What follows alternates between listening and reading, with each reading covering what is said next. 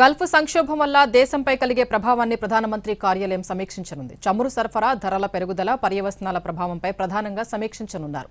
ప్రధాని కార్యాలయంలో ఉన్నత స్థాయి అధికారుల సమీక్షా సమావేశం జరగనుంది. వివిధ మంత్రిత్వ శాఖల కార్యదర్శులతో ఇప్పటికే 7 అధికార బృందాలు ఏర్పాటయ్యాయి. వీరి నుంచి చమురు సరఫరా, ధరల పెరుగుదల, ప్రజల కొనుగోలు శక్తిపై ప్రభావాలను చర్చించి ఉన్నతాధికారులు అంచనా వేయనున్నారు. ప్రజలకు ఉపశమనం కలిగించే పరిష్కార మార్గాలపై ప్రభుత్వం దృష్టి సారించనుంది.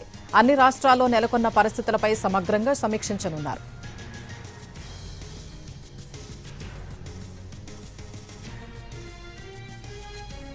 రైట్, ఇదే అంశానికి సంబంధించి మరిన్ని డీటెయిల్స్ మా ప్రతినిధి ప్రసాద్ ఫోన్ లైన్లో అందిస్తారు. ప్రసాద్, గల్ఫ్ సంక్షోభం ఇంకా పరిష్కారం కానటువంటి ఈ సందర్భంలో భారతదేశంపై కలిగే ఆర్థిక ప్రభావాలపై చర్చించేందుకు గాను ప్రధానమంత్రి కార్యాలయం ఒక సమీక్ష సమావేశాన్ని ఏర్పాటు చేసింది.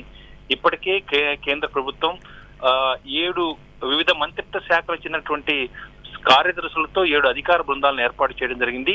వీరంతా కూడా ఎప్పటికప్పుడు జరుగుతున్న పరిణామాలను సమీక్షించుకుంటూ ప్రభుత్వానికి, ప్రధానమంత్రి కార్యాలయానికి కొన్ని సూచనలు చేసేందుకు గాను ఈ అధికార బృందాలను ఏర్పాటు చేయడం జరిగింది. అయితే ఈసారి నేరుగా ప్రధానమంత్రి కార్యాలయంలో ఉన్నటువంటి ఉన్నతాధికారులు ఈ వివిధ మంత్రిత్వ శాఖలతో ఏర్పాటు చేసినటువంటి కార్యదర్శులతో ఏర్పాటు చేసినటువంటి 7 అధికార బృందాలు కూడా సమావేశమవుతున్నాయి.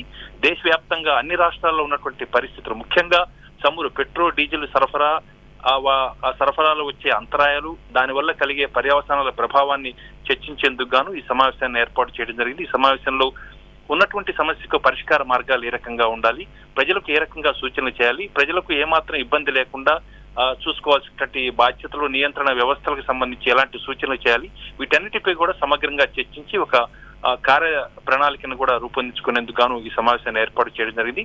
ప్రధానమంత్రి కార్యాలయంలో జరిగే ఈ ఉన్నతమైనటువంటి ఉన్నతాధికారుల యొక్క కీలక సమావేశంలో కొన్ని నిర్ణయాలు తీసుకునేందుకు అవకాశం ఉంది.